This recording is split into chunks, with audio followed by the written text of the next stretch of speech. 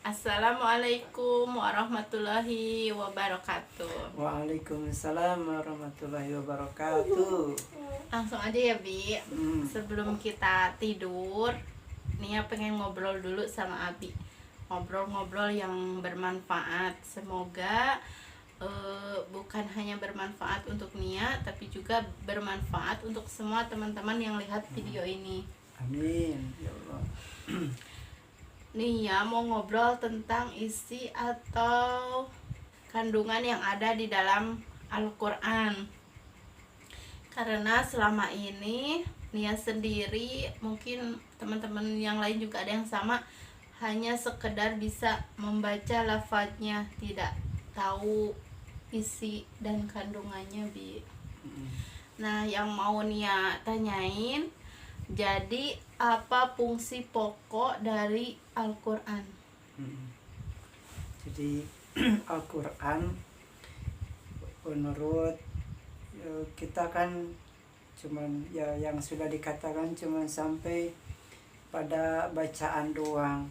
Padahal sebenarnya Al-Quran itu berfungsi bukan hanya untuk dibaca, tapi maksudnya bukan merendahkan atau yang membaca Al-Quran itu gak dapat apa-apa. Setiap huruf yang dibaca di dalam Al-Quran mengandung 10 kebaikan. Jadi satu huruf dapat pahala 10 kebaikan. Jadi bagus banget, baik banget kita membaca Al-Quran. Bahkan kita harus sebagai orang Islam harus membaca Al-Quran, membaca lafadznya Al-Quran. Tapi itu belum sampai kepada tujuan Al-Quran. Al-Quran itu diturunkan sebagaimana di dalam surah Al-Baqarah ayat 185, yaitu Bismillahirrahmanirrahim.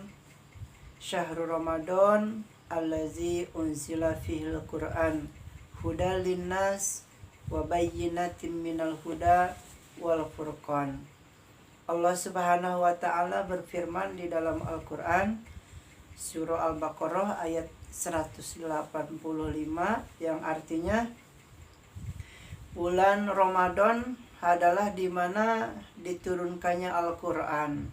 Nah, di situ dijelaskan hudal linnas, bahwa Al-Qur'an itu berfungsi untuk petunjuk kepada manusia. Hudal linnas, sebagai petunjuk manusia.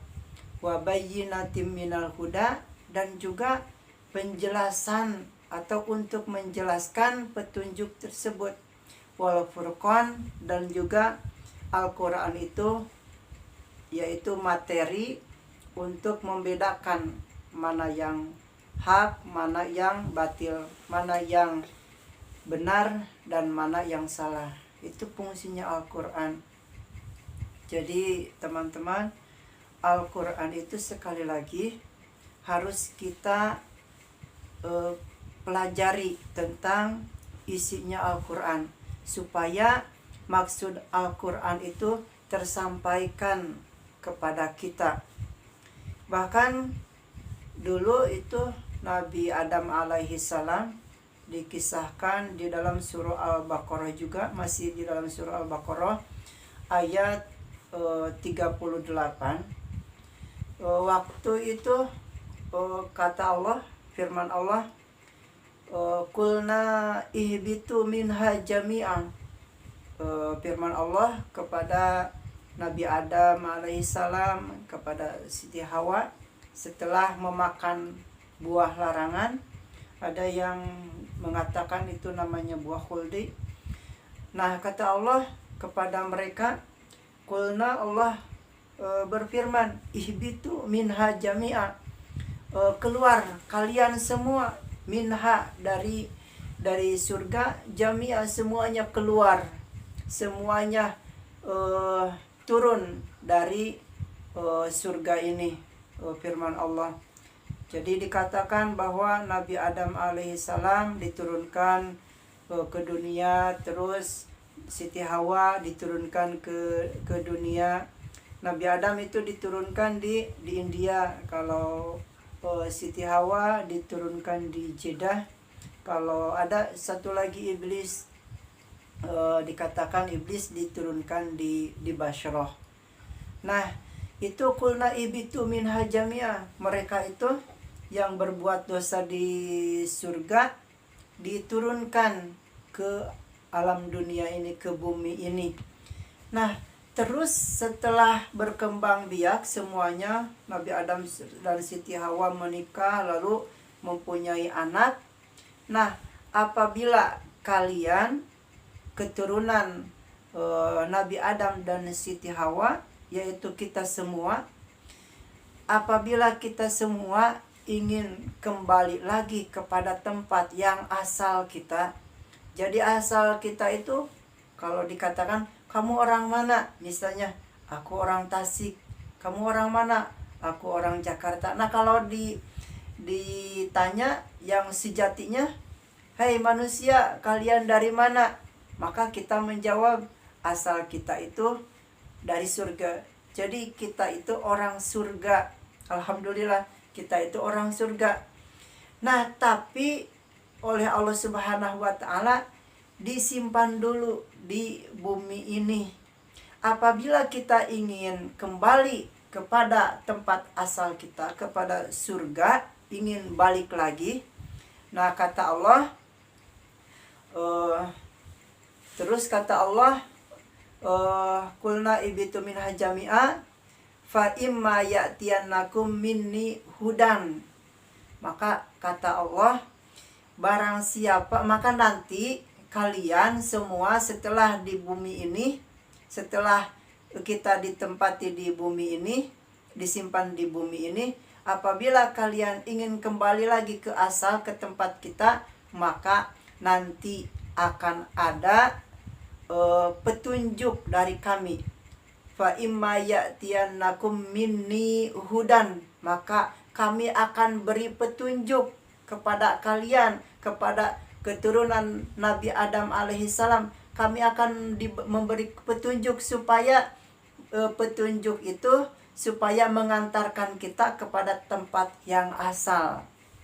Nah, diteruskan, faman tabi'a hudaya fala khaufun alaihim walahum yahzanun. Maka kalau kita semua mengikuti petunjuk dari Allah Subhanahu wa Ta'ala, maka kita tidak akan merasa khauf, merasa takut, dan wala yahzan, dan tidak akan merasa sedih. Kita tidak akan takut di muka bumi ini, kita tidak akan sedih di muka bumi ini setelah kita mengikuti petunjuk dari Allah Subhanahu wa Ta'ala. Apa petunjuk dari Allah Subhanahu wa Ta'ala? Yaitu yang tadi, hudalinas, Al-Quran. Al-Quran berfungsi untuk petunjuk kepada kita semua, supaya kita semua kembali lagi kepada negara, kepada tempat asal kita, yaitu surga An-Naim. Jadi di sini, di muka bumi ini, Allah Subhanahu wa Ta'ala menyampaikan lagi di dalam surah Al-Mulk ayat 2, alladzi khalaqal mauta wal hayata liyabluwakum ayyukum ahsanu amala. Kenapa kita ditempatkan di dunia ini? Kenapa ada mati, ada hidup? Itu liyabluwakum, itu Allah Subhanahu wa Ta'ala mencoba, menguji kepada kita semua, siapa di antara kita semua yang paling baik akhlaknya, yang paling baik perbuatannya. Maka kalau kita berbuat baik, maka tempat kita yaitu di surga Allah Subhanahu wa Ta'ala. Dan kalau kita tidak berbuat baik, tidak mengikuti Al-Quran, maka na'udzubillah, tempatnya, baliknya, kembalinya yaitu neraka yang penuh dengan azim, yang penuh dengan alim, yang penuh dengan siksaan yang berat dari Allah Subhanahu wa Ta'ala, siksaan yang pedih dari Allah Subhanahu wa Ta'ala. Kita semua hidup di alam dunia ini adalah liyabluwakum, atau bala, cobaan. Maka jangan aneh, hidup kita di dunia ini penuh dengan masalah, penuh dengan cobaan. Nah, karena kita itu hidup di alam dunia ini tidak akan ada yang abadi. Kalau senang tidak akan ada selamanya senang. Kalau sedih, kalau sengsara, tidak akan selamanya kita sedih, kita sengsara. Karena di alam dunia ini adalah sekedar bala, sekedar cobaan. Siapa yang karena Allah menghadapi ujian, karena Allah menghadapi kesenangan, karena Allah, maka itu kita mendapatkan petunjuk dari Al-Quran. Dan tempat kita kembali kita adalah surga yang penuh dengan kebahagiaan. Jadi kesimpulannya, pertanyaan yang tadi, bahwa benar sekali Al-Quran itu adalah sebagai petunjuk atau sebagai manual book. Kalau kita membeli sesuatu, contohnya elektronik, kita membeli misalnya lemari yang dilipat, yang dirakit. Nah, di situ di dalam dusnya itu, kardusnya ada, nanti ada kertas, ada petunjuk. Nah, itu adalah manual book supaya apa? Supaya dikasih petunjuk, supaya lemari itu menjadi lemari yang sudah dirakit, yang sudah seharusnya. Jadi kita hidup di alam dunia ini dikasih manual book. Barang siapa yang mengikuti manual book, yaitu Al-Quran, maka kita berhasil. Kita akan kembali kepada surga Allah Subhanahu wa Ta'ala. Nauzubillah, kalau kita tidak mau mengikuti Al-Quran, maka tempat kembalinya adalah neraka yang penuh dengan siksaan dari Allah Subhanahu wa Ta'ala. Ya, begitu, Mah. Coba ada yang lain lagi, atau buat besok lagi pertanyaannya, buat video selanjutnya. Buat video selanjutnya, soalnya masih banyak yang ingin ditanyakan, masih banyak ingin ngobrol-ngobrol sama Abi, masih lebih banyak ingin tahunya. Bisa disimpulkan sama Mama atau sudah cukup? Ya. Sudah cukup. Mudah-mudahan bisa dipahami. Kalau dari teman-teman yang belum paham atau ada yang salah khususnya dari saya, mohon ada di komentar. Mohon itu masukan di dalam komentar. Terima kasih dari kami, Ma. Tutup. Kan Mama yang buka. Jadi Mama yang tutup. Alhamdulillah, ngobrol-ngobrol malam ini cukup segitu aja. Insya Allah besok lanjut lagi.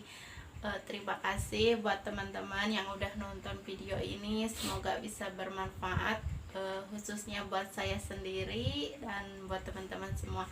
Wassalamualaikum warahmatullahi wabarakatuh. Waalaikumsalam warahmatullahi wabarakatuh.